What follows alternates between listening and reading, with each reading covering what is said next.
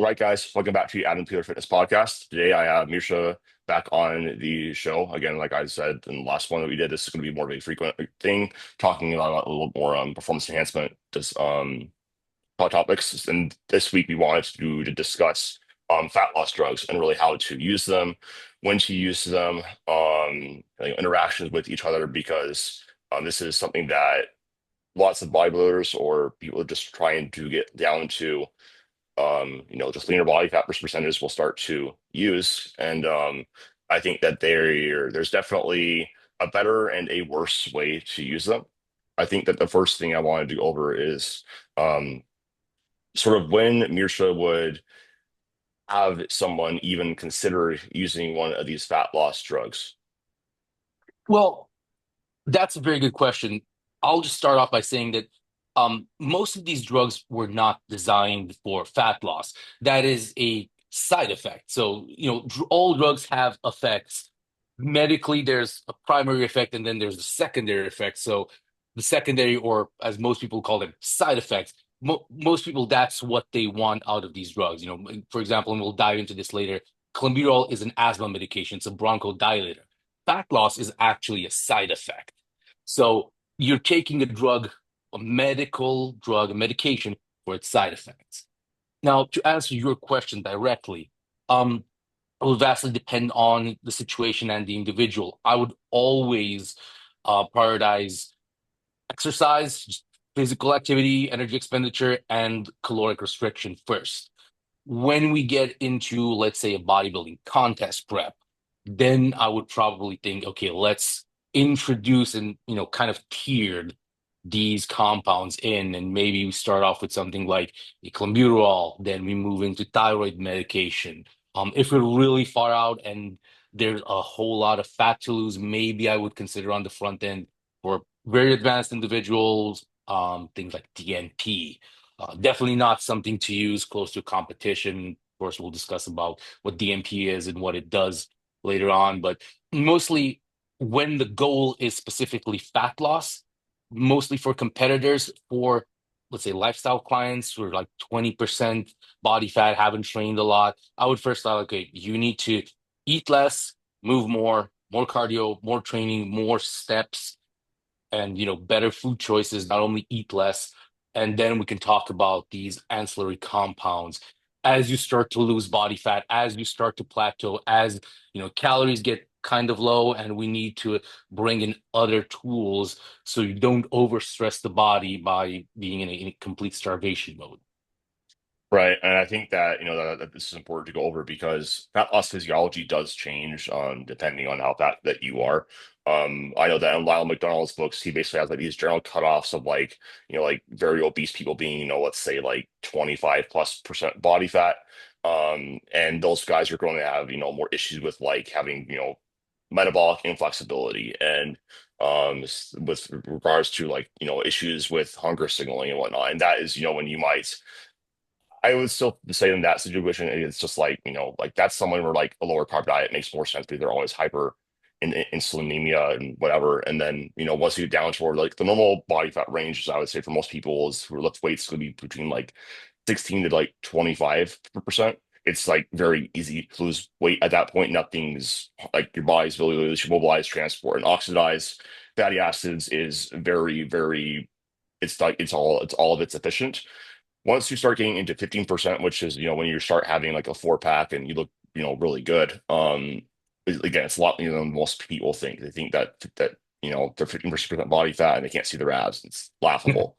Once you get down to that low of levels of body fat, the weight limiting factor becomes really oxidization and like lipolysis and, after like mobilizing those fatty acids, like transport's still fine. It's mobilizing and oxidation that gets to be more and more um difficult. And I think that's something where, number one, when you get down to lower body fat percentages, like that is probably when, I would both agree that that's when these make more sense because up until that point, it's like you should have basic fat loss habits and like know how to like diet down to a reasonable body fat percentage in the first place.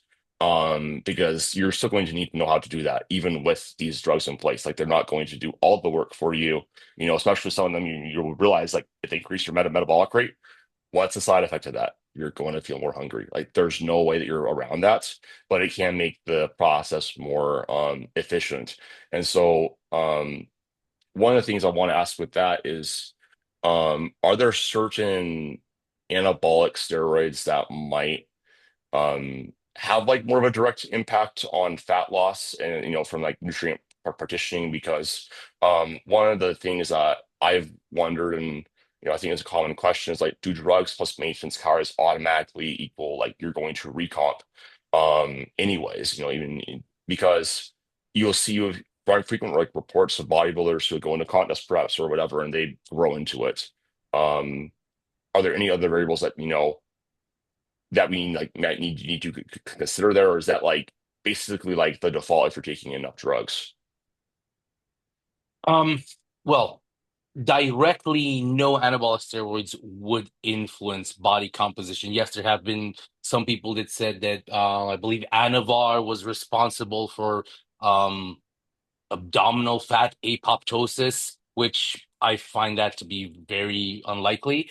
But there are certain drugs that from the anabolics. I mean, um, Trenbolone does have a particular use in recomposition.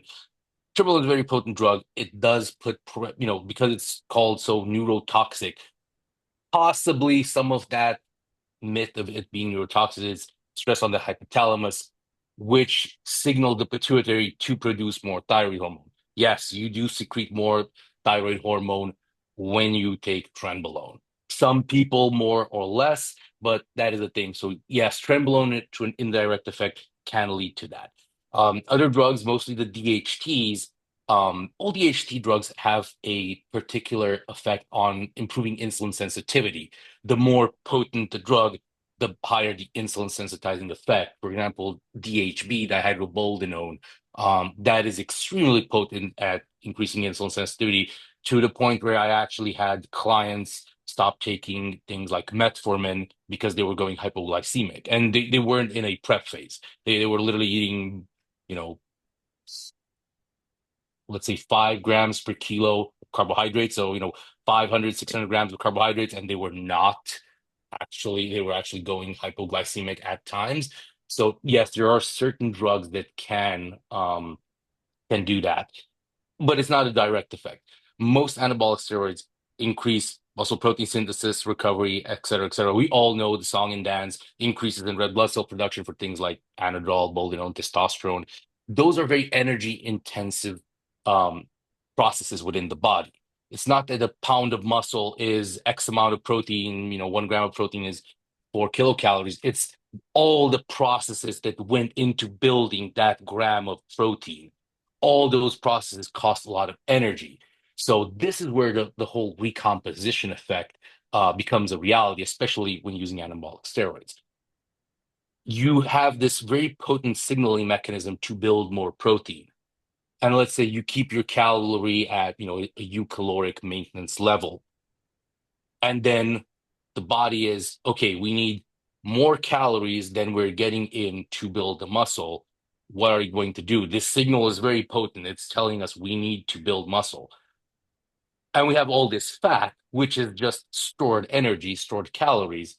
So the body kind of uses the fat to to even out that energy gap to be able to build the muscle. Your body weight might not increase, but your muscle mass increases while your fat mass decreases, which is I would say the perfect scenario for recomposition, but I would say the perfect scenario is your body weight actually goes a bit up while building muscle and losing a lot of fat, which does happen even in Yeah. naturals, but in enhanced individuals, yeah, that's totally possible.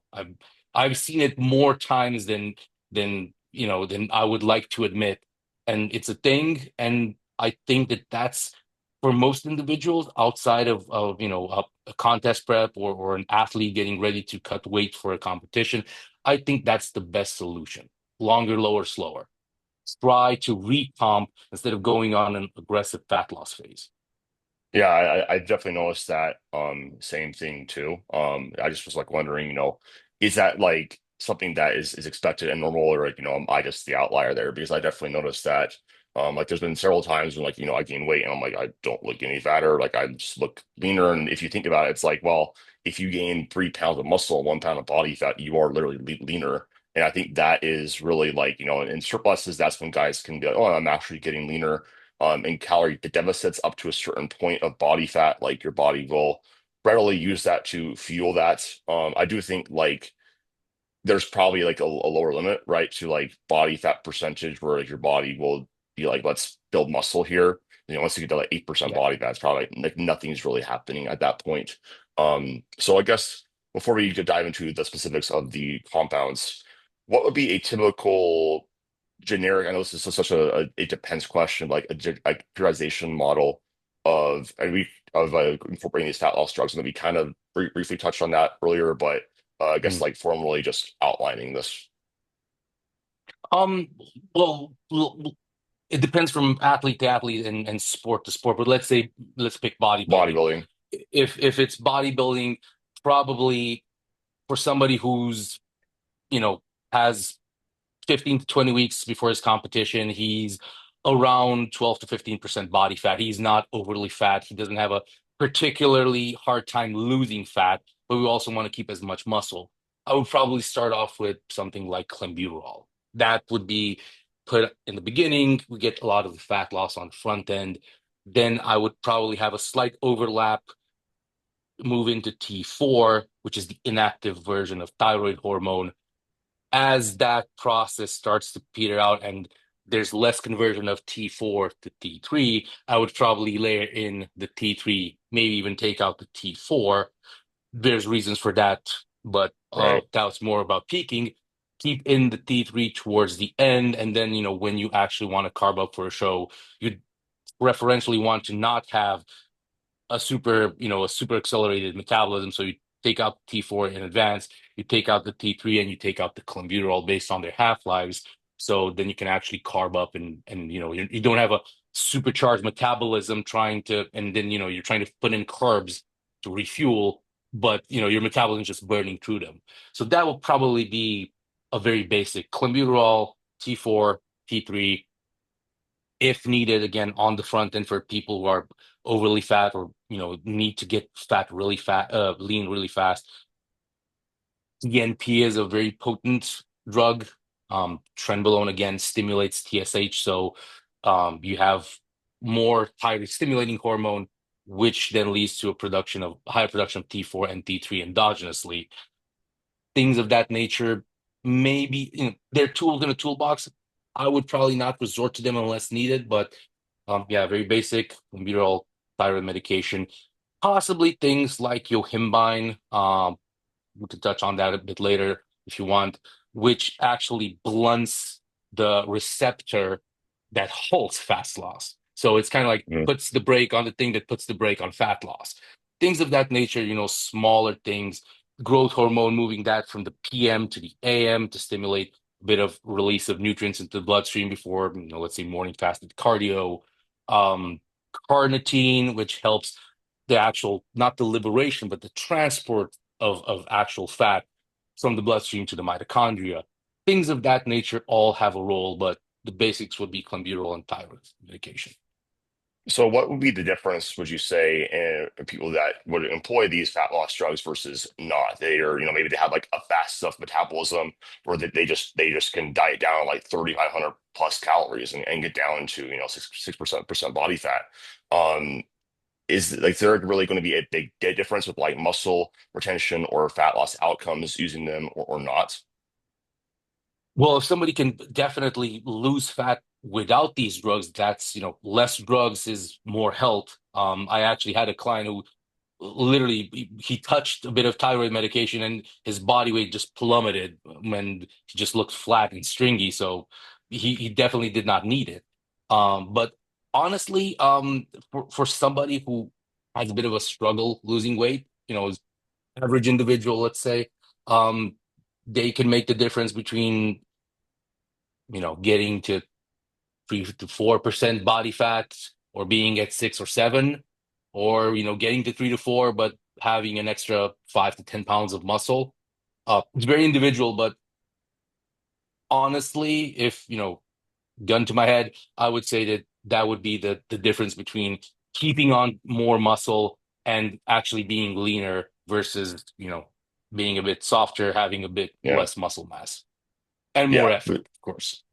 For sure. And like I definitely do think like, like we'll talk about how these drugs work, but if you can liberate more fatty acids, actually burn them more efficiently, you're just going to retain more muscle and have a better look in general. Um, so I guess we'll just dive right into it. First thing is first, we're kind of going the order that you mentioned, with clenbuterol, what it does, common doses, what people can expect from it. Um, Clenbuterol is a very old school asthma medication. Because it is an old world drug, it is no longer used except for Eastern Europe, medically. It is a bronchodilator and it's a beta 2 adrenergic agonist. Agonist means that it activates the receptor. The receptor is the beta 2 receptor. Um, Activating that receptor results in a few things, including skeletal muscle anabolism, so it actually builds a bit of muscle, and lipolysis, which is the fat loss, the liberation of fatty acids into the bloodstream. It also increases heart rate and metabolic rate. It is a stimulant, and it has a mechanism that kind of coax the mitochondria to shift more of the metabolism towards fat. It's not a huge increase. Carbohydrates are still, glucose is still the main fuel source of your body, but it's kind of like you get a bit, 2% from carbs goes to fat, which is good. You actually use a bit more fat for fuel than carbohydrates. The stimulant aspect also increases NEAT, non-exercise activity thermogenesis. You're more fidgety, you walk around more, you're more active, therefore you burn more calories.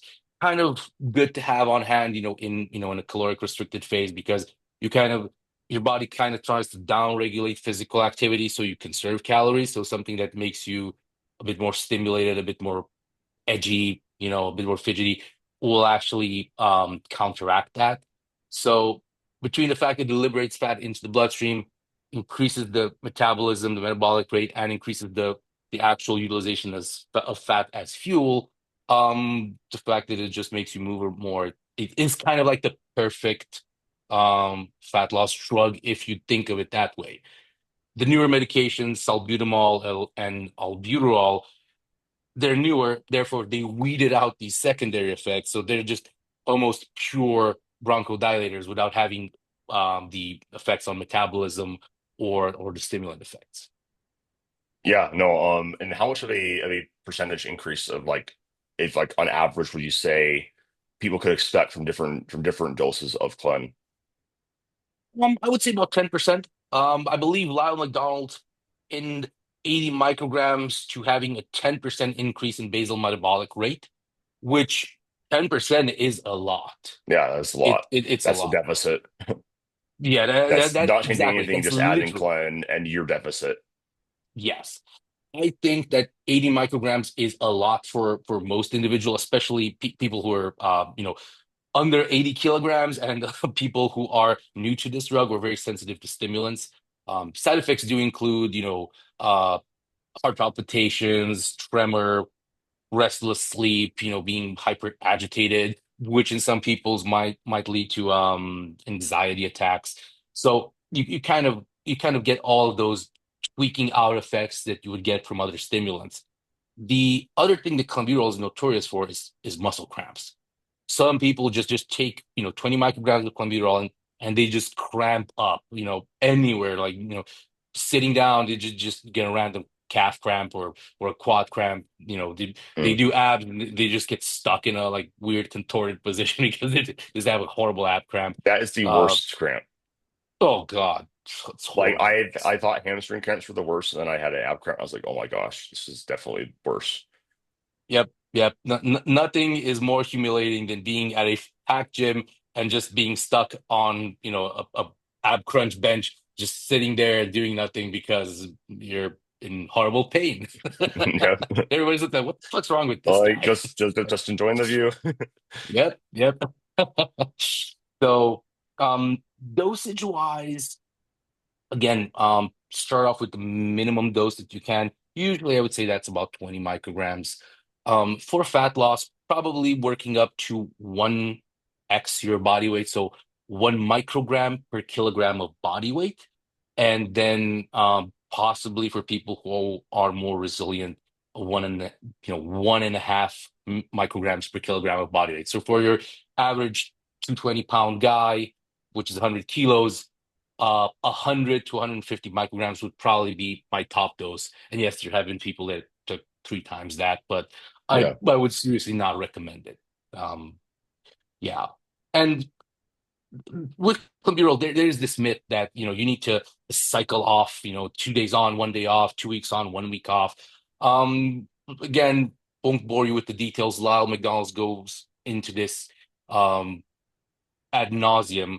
You can read on his website. It's a fascinating read. But the studies that show that you actually get a downregulation in the beta 2 receptors was made on rats.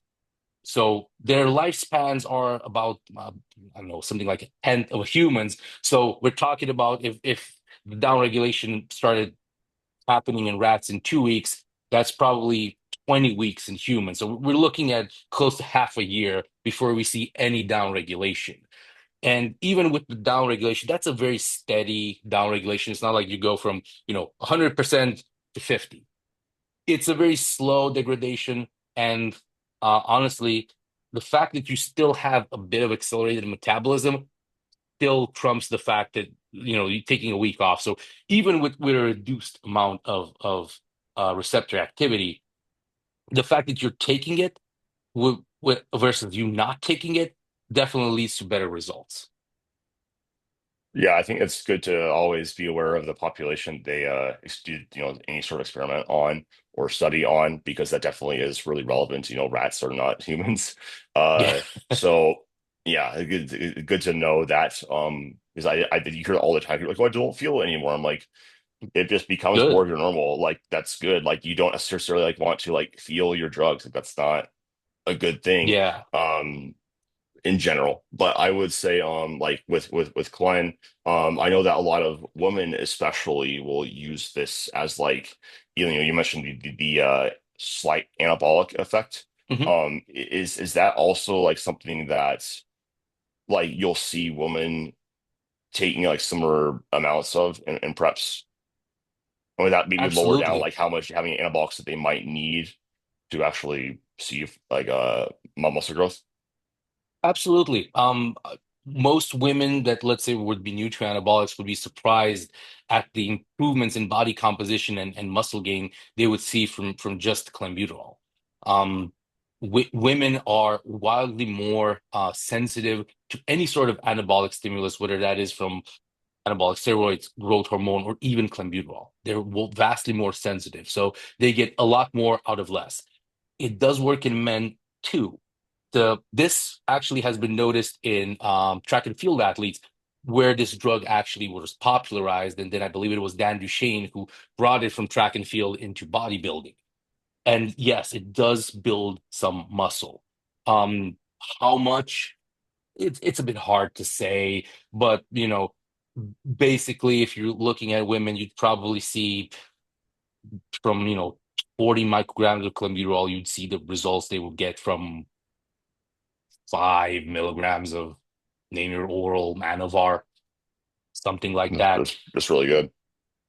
Well, that's extremely good if you're doing a female protocol and she's 6 weeks on, 6 weeks off. Those off weeks can be non-sex hormone pathways. So you can use clenbuterol, GH.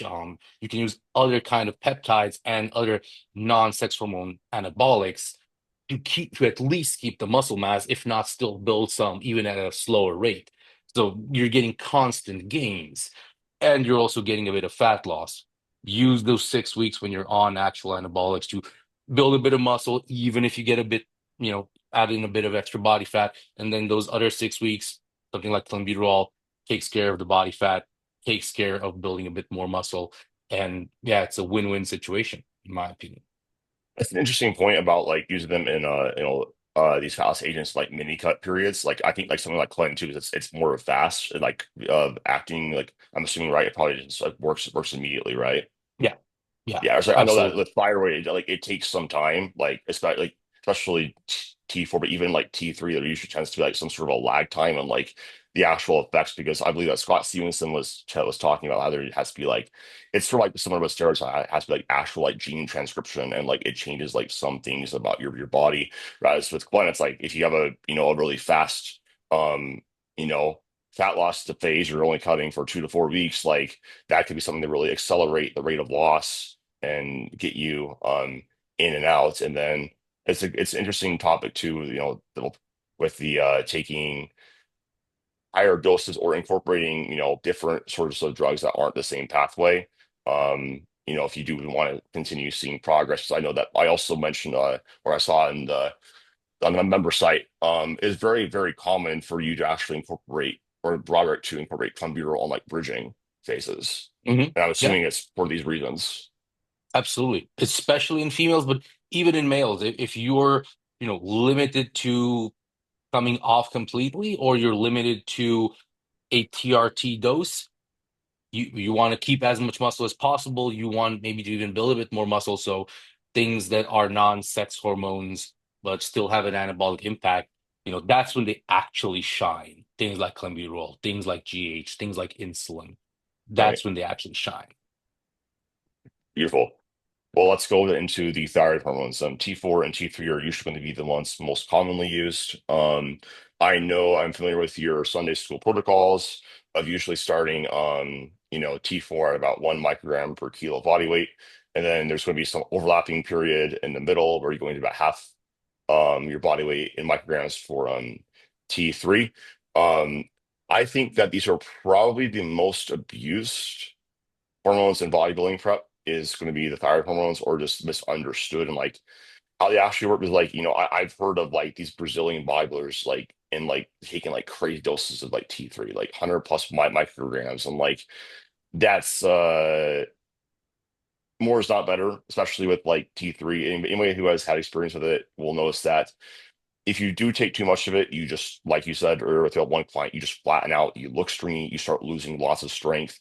And it's something that can really just impact how your physique looks because T4 and the thyroid isn't selective, like clenbuterol is a little bit more selective, a lot more of these other drugs are selective. It regulates protein turnover and protein synthesis at the same time, but like when you're already in a state where we're dieting down, we're trying to lose body fat, we're probably gonna have the scales more tipped over in that um, you know, protein degradation. So I guess as far as using these drugs, um, there's some nuance too. You mentioned with like the T3, especially as you get leaner, where like you will notice that like if you're using T4, you get blood work done. I've seen this with a lot of people, reverse T3 starts becoming more of a thing because your body's like, nah, and you don't want to, you want to slow things Mhm. down. So I guess like we'll just like talking in general about um when to use these, who might need to use it. Does it even make sense for everyone to consider this, or can they even just stick to like Clen? Definitely, it's not a prerequisite to use them. Um, what they do, and this is mostly T3, which is the active hormone. T4 is an inactive one. It actually needs synthesis via the liver and I believe partially also the kidneys to be converted into the active T3. Um, they speed up both synthesis and degradation of macromolecules, protein being one of them.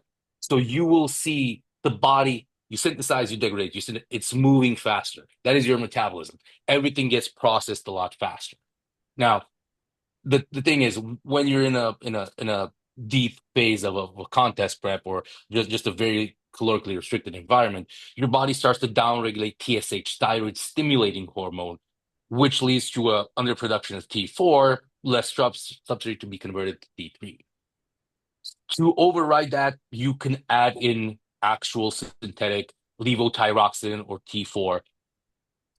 Then your body still has the substrate and it just needs to go through the enzymatic process of converting that substrate to T3 in the liver. Your body's smart. It sees that, oh, we stopped the production of TSH, but there's still this little fat loss going on. Let's stop the conversion, enzymatic conversion of T4 to T3. Is that it is at that time you add in the T3 just to make sure that not even the downregulation of enzymatic conversion can, you know, halt your metabolism from working at a supercharged rate. The end, the actual end solution of the body is to create thyroid antibodies, which are really bad if you actually get into that, because that leads to Yeah, Hashimoto's, sure. Graves' disease, and so on. That leads to a lot of autoimmune disease. It literally attacks your thyroid. Um, One other problem that can be seen with this, the thyroid is a relatively robust organ, but even if it is stressed long enough, it has a feedback mechanism. So if you stop thyroid production for a period of time, you might end up being thyroid dependent, just as you end up being testosterone dependent if you shut down the HPTA for a long enough time. So, people who say like, "Oh, I just took 100 micrograms of T4 and 40 micrograms of T3 for 3 years," like, yeah, you're probably gonna be better off just sticking to that Yeah. indefinitely, because your thyroid is probably not gonna bounce back, or if it will, it won't be a smooth ride. Well, it's interesting too When that you talk about that because like with my history of anorexia, like even after like weight gain and whatnot, like with that, especially being a teenager, like I realized I was severely like hypothyroid. So like basically where like my TSH was like it was kind of weird, like it was like below like one. And like I had like no mm, like T4 and like T3. It's basically like there were like no lights on. And I had to like start taking like thyroid hormone. I noticed a massive improvement with just energy levels and like my recovery and my ability to like build muscle and lose body fat. yeah, yeah, you were just gifted your metabolism back, and your body started to actually improve that synthesis and degradation of proteins, of other macromolecules. You started to, regulate your temperature, because thyroid hormone doesn't do only the metabolism thing. It has impacts on your heart rate. It has impacts on your actual ability to build muscle. It has impacts on pretty much everything, brain development, um, body temperature regulation, all of those things. People who get really cold really easily, it's like 75 outside and you're shivering in a hoodie and sweatpants, like, that doesn't sound too good. Maybe you're just Yeah. not accustomed to it, but maybe you're not having enough thyroid. And honestly, you mentioned dosages, and that was the dosages were very accurate. But when I would use it, two scenarios. I'll focus on the fat loss one. Fat loss would be, again, when we see via blood work, or via, let's say just via blood work, that TSH is going down, T4 and T3 are also going down. When we see that happening, then we can intervene, and add in these hormones. Also, for bodybuilders who, we can see that they're reaching a plateau in their fat loss phase, experimentally, we add them in just because we kind of know what the problem is. If everything starts to function as it was previously and we break the plateau, fat loss continues, then we know that that was the issue. Sometimes, getting blood work every week is impractical, and, sometimes it's just like making a person be a lab rat. But typically that would be it. Very, extreme situations of fat loss. Yes, there are, like people like, oh, you need to get ready in 6 weeks for a wedding or something like that. Fine, as long as you know the consequences. It's not a free for all. The other scenario would be in an off-season phase, which might surprise a lot of people. I would go with T4 just to take a bit of stress off of the thyroid when you are in a very high caloric environment. You started off at 3,000 calories and now you're at 6,000 calories. You just need that much firepower. Those calories need to be metabolized. So Right. instead of stressing your thyroid, um, by just letting it do its thing on its own, adding in a bit of T4 might make the difference between you actually wearing out your thyroid and actually becoming thyroid dependent, or just adding in enough to support the thyroid, and bridge the gap between what it can naturally produce and what it would be forced to produce to metabolize all those calories. Yeah, and I know that's happened with Broderick, I believe, with like Yes. how hard he was training and all that stuff. And so it's definitely something that, not everyone will need, but it's if you're using it properly and you're getting lab work done and monitoring things, typically you're going to be able to, it's pretty safe in general. What are some of the negative side effects of maybe you are taking too much thyroid hormone that people should be aware of? Oh, taking too much. Yeah, that's not a fun ride. Heart palpitations, increased sweating, um, anxiousness, lack of sleep, yeah, those are pretty much basically just like taking a super high dose of stimulants. Those would Yeah. be the main things. And headaches, brain fog. Yes, there is such a thing as too much of a good thing. And yeah, especially with T4, it's not that, if you take a higher dose of T4 one time, it's not going to be that bad because it's an inactive hormone. The body uses as much of it as it needs to. With T3, that's an active hormone. It's kind of like you Yeah. put it in there, it's gonna run its course. It has a 2.5 day half-life. So for 2.5 days, you will be overstimulated. Yeah, no, it's you will feel it. But I think as long as you follow those general recommendations of 1 microgram per kilogram of body weight for of T4, obviously round up, or down Yeah, as needed. And then half of your body weight in micrograms of uh T3 T3. Yeah. would be a good starting spot. There's one thing I wanted to ask regarding that. You mentioned about like the overlap in like T3 and T4 and even taking out T4 closer to like the stage. What would that reason be? Um, Well, there's a few reasons. One, I usually find that taking just T3 in and of itself in the short term works, but in the long term isn't isn't as efficient. There's a reason why the body produces T4 and converts it to T3 and doesn't have just a direct T3. T4 does have other roles to play within the body. Um, even as simple as you just feel better when you have T4 and T3 versus just the T3. Right, Even that is a good indicator. Now, T4 has a longer half-life.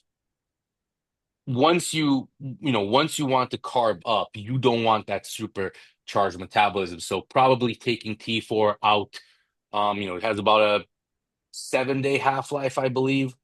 So 6.5, 7 day. So probably taking that out a few weeks before trying to carb up is a good idea. And also, we've already seen a down regulation in the enzymatic conversion to T3. We're adding in the T3, which is the active version. So in the short term, the T4 won't do much, but it might just keep the metabolism too high for when you're actually trying to carb up.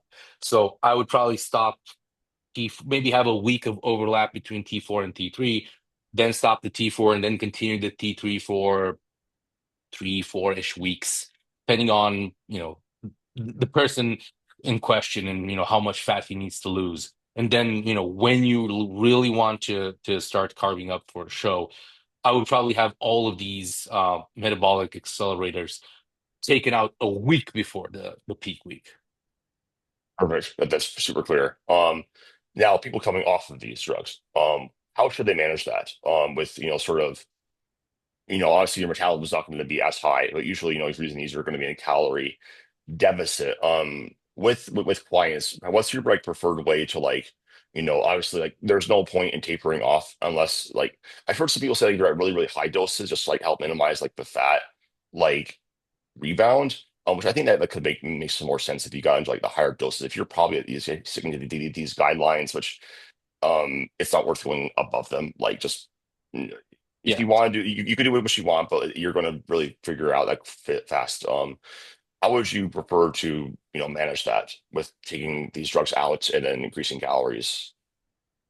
Well, you mentioned, people taking higher doses. Maybe a taper would be warranted, although I still think, and actually, this was a conversation where Lyle McDonald chipped in with this exact phrase.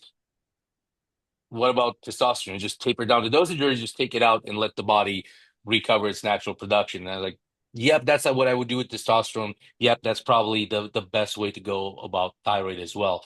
Tapering down the dose, if you went from T4 to T3 and now your metabolism is wholly dependent on exogenous T3, if you haven't abused it for a long period of time, probably there's no need to taper it, and even if you're at 50 micrograms, how will you taper that down from 50 to 25? And Yeah, it's how long like will we be at 25?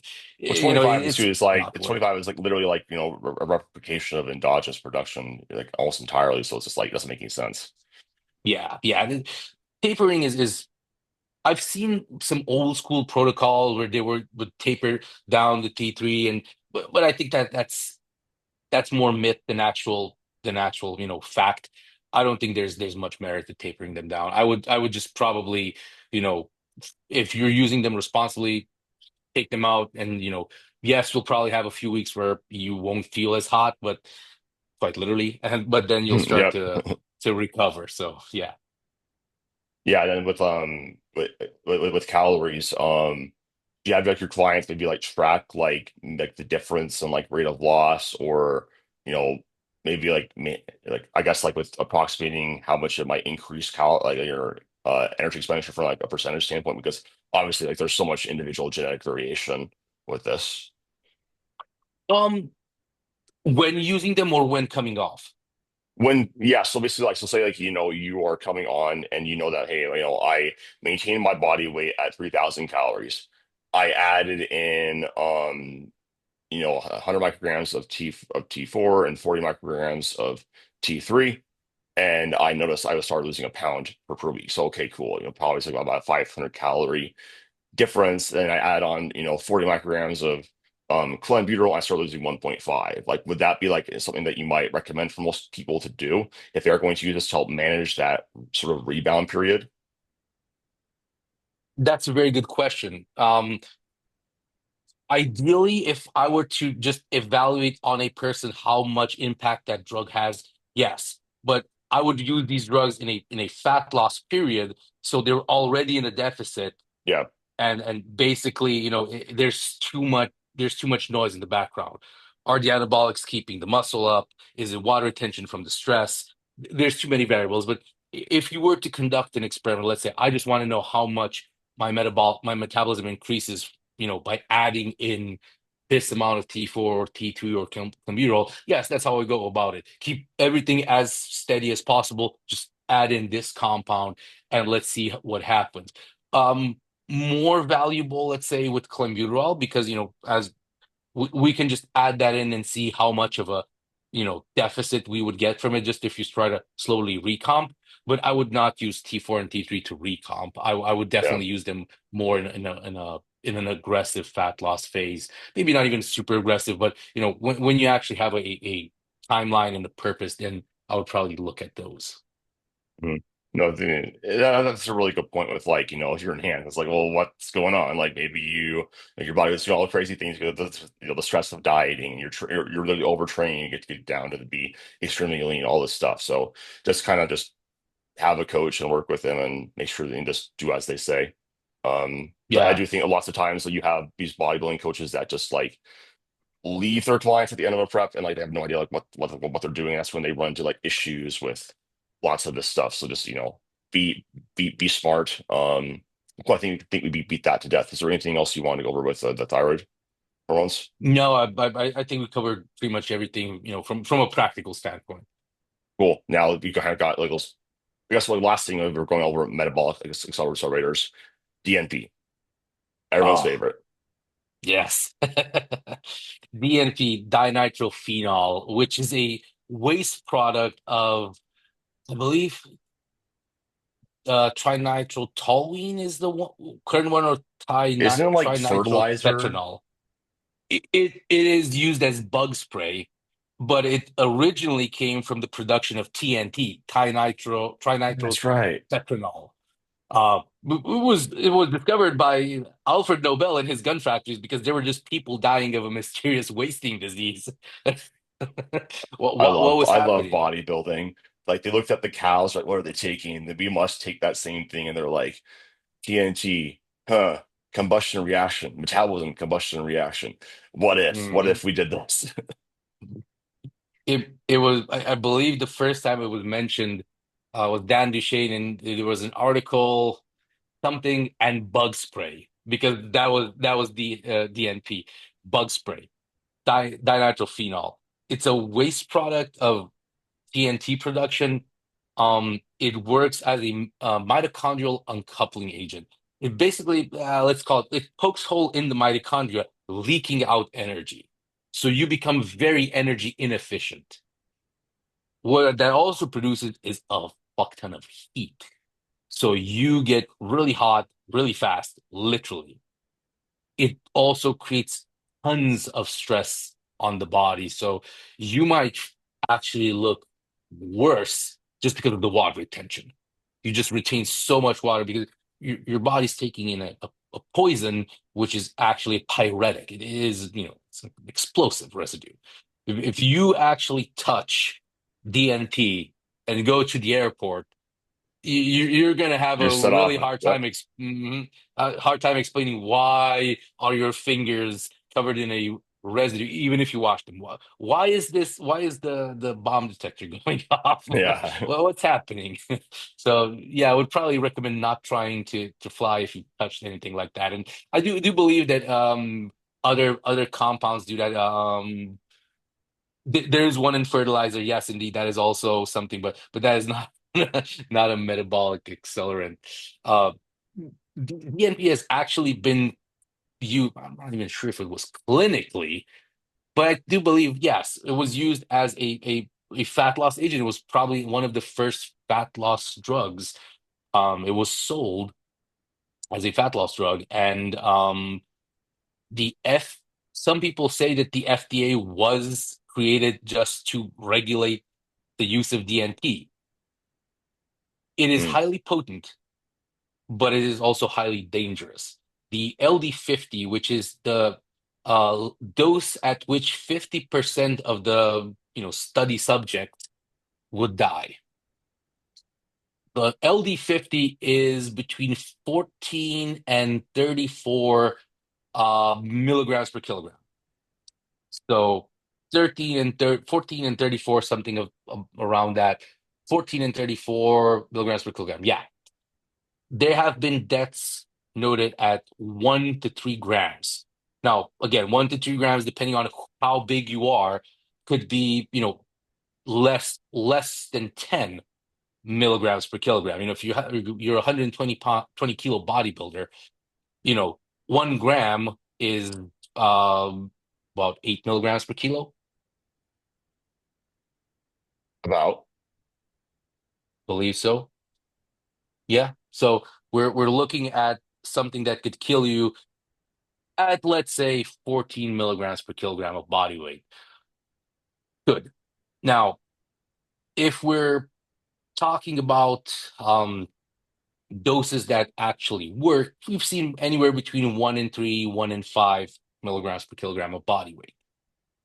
Um, that's the dose that can work, and the dose that could kill you is very Much close to that. higher. It's not, you can, Not much depending higher. on the, yeah, depending on the tablet string, not even tablet, it comes in capsules. So depending on the person who actually filled up those capsules, if it was actually, paying attention or not, you can take the dose that could make you lean or the dose that could kill you.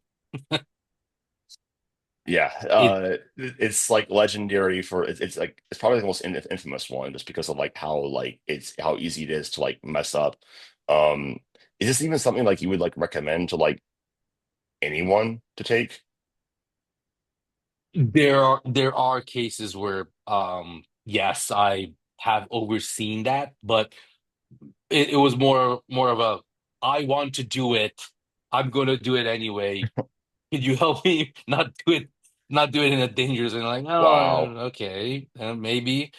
But definitely, advanced individuals that had experience, and individuals that were had a good head on their shoulders, had a good support system, and yeah, even some pretty hardcore bodybuilders said like, yeah, this just made me so sluggish, so slow, so tired. All I could do was sit on a couch with four fans directed straight towards me because I couldn't yeah, there was Yeah, nothing I could do and I just needed to cool off. It's uh do you remember Van Damme's movie The Universal Soldier? I've never seen it. Well, this goes to show how old I am.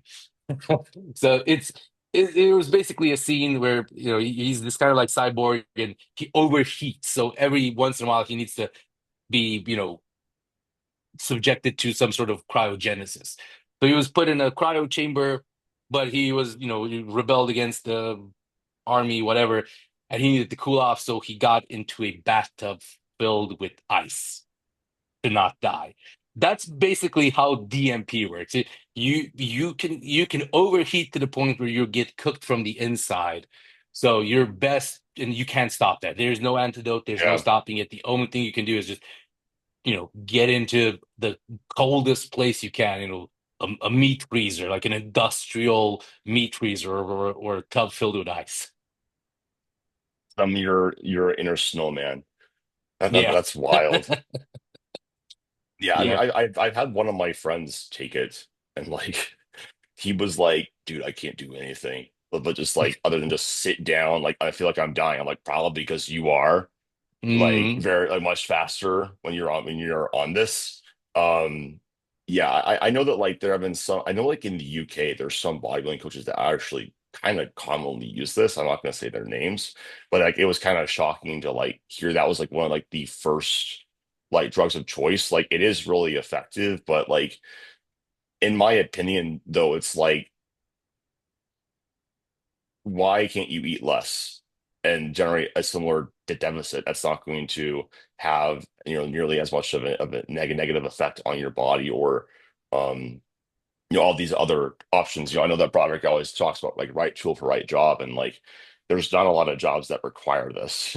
Like maybe if you're No. like maybe like at the beginning you mentioned like if you're super fat and like you want to like and you can like tolerate like a small dose of it, but like probably only using like a very small dose so you can actually like still like train and live somewhat of a regular-ish life. But even at that point, it's like, are you even getting that much out of it? I've known and seen some protocols, known people that have used it in well, I've seen two things that would kind of be better. I've seen people use it at about 1 milligram per kilo, so a 100 milligram tablet or capsule. Basically, that's the low end of the spectrum. Yes, you'll feel uncomfortable. Yes, you'll be hot and sweaty, but that's if it's accurately dosed, probably won't kill you. So, it's kind of like you'd get some effects, but you're not going to feel too good. And other people I've seen it use it in a very microdose fashion, and I hate that word, 20 to 30 to maybe 50 milligrams per day. And interestingly enough, and I can't prove this, but think of scenarios where you can't make the environment warmer, but you can increase your body temperature. Think of climbing mountains. Think Yeah, of skiing. going into outer space. Things of that nature, where this compound might actually prove beneficial because it's probably cheaper to warm up an astronaut than to warm up a spaceship. That makes a lot of sense. There's like other niche scenarios where the drugs can be used. Yeah, yeah. If you're you're climbing Mount Kilimanjaro, probably something of this nature to keep you from going hypothermic would be something that would be useful. Again, Mm, I would say probably a very super, super low dose. But even then, do the risks outweigh the benefits? People that try to climb Mount Kilimanjaro are pretty not risk adverse. right. Yeah, I think that's one of the things too about like bodybuilders too is like um you have to like I think one of the biggest roles of a coach with this stuff is just like holding them back and like not. Yeah. I mean, there's lots of bodybuilders like one of my friends is Like he's very much like I want to strike every single like drug and throw it at the wall. And it's just like it's about choosing like the right compounds for your goals and like what's actually going to make the most sense because like more drugs, like you said, is like we don't know exactly like what's going on and it adds like more fuel to the fire of like the also the consequence of like coming off it and managing that and keeping things a little bit more simple is likely the best approach. But cool. I think we went over all the metabolic accelerators. We'll probably do a part two. We talked a little bit Mhm. more about these drugs that sort of help with like mobilization a little Mhm. bit more. I know like Clenbuterol has, you mentioned there's some effect on the alpha and beta, so there's some effect on that there too. But I think we'll kind of go over that a little bit more in the next episode that we go over this. Absolutely. Yeah, All I'm right. looking forward to it. Well, cool. I thank you guys for listening. I'll talk to you guys in the next episode.